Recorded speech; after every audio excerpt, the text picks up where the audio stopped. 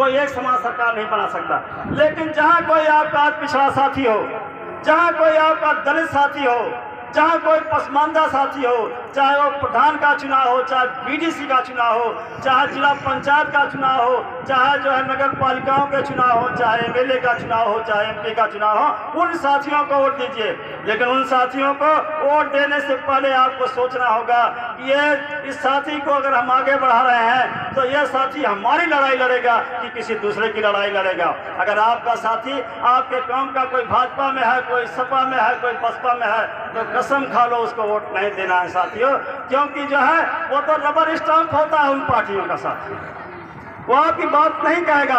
आपकी बात अगर कोई कहेगा तो राष्ट्रीय भागीदारी पार्टी से जीत करके जो जाएगा, जो भारतीय समता समाज पार्टी से जीत के जाएगा वो करेगा। और साथियों, जैसा हमारे वीरेंद्र भाई ने कहा, जिस दिन आप जो है लोगों को चुनाव हराना जो है शुरू कर देंगे, उस दिन आपकी मांग पूरी कर दी जाएगी। ये रोहिणी आयोग की रिपोर्ट भी लागू हो जाएगी और ये जो है राघवेंद्र सिंह कमेटी की भी रिपोर्ट लागू हो जाएगी।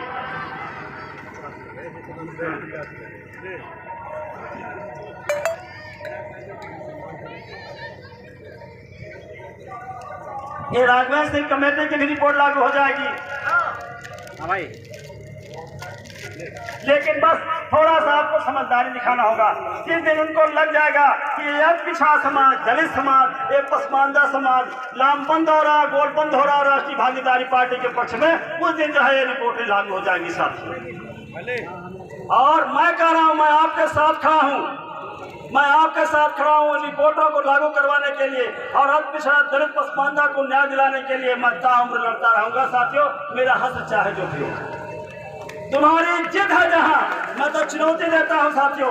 ऐसी कौमों को चुनौती देता हूं, ऐसे लोगों को चुनौती देता हूं जो हमारे हक के आड़े आते हैं, जो हमारे हिस्से के आड़े आते हैं, जो हमारे सम्मान के आड़े आते हैं। उनको मेरी खुली चुनौती है कि तुम्हारी जिद है जहां बिजलियां गिराने की, मेरी भी जिद है वही आसियां बनाने की, मेरी भी जिद है वही आसियां बनाने की। साथियों, इन बातों के साथ मैं अपनी बात समाप्त करता हूं।